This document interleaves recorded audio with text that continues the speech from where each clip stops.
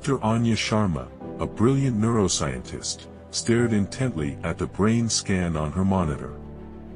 It belonged to her patient, Ethan, a young man crippled by overthinking.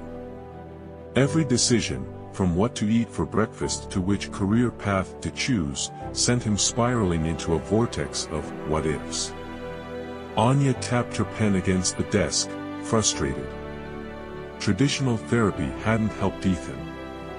He understood the cognitive distortions behind his thinking, but the rumination continued.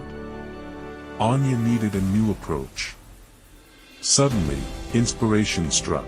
Anya had been researching a theory called the holographic mind, which suggests the brain doesn't store memories as discrete files but rather as a complex network of interconnected patterns. Overthinking, she thought, might be an overemphasis on specific negative patterns within this network.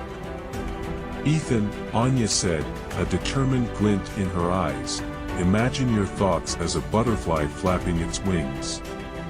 A single thought, like a tiny flutter, might not cause much change. But when you keep obsessing over it, amplifying that single flutter, it creates a storm within your mind. Ethan's brow furrowed. A storm? Anya nodded. Think of a hurricane. It starts as a small disturbance in the ocean, but with the right conditions, it can become a massive force. Your overthinking creates those conditions within your own mental space. So, how do I calm the storm? Ethan asked, a flicker of hope in his voice.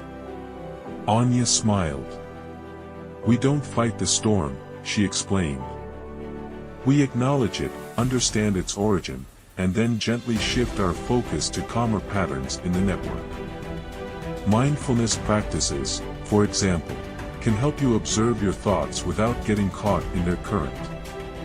Intrigued, Ethan began his mindfulness training. He learned to observe his thoughts without judgment, like watching clouds drift across the sky. Slowly, the storm began to subside. He still had thoughts, of course, but their power over him diminished.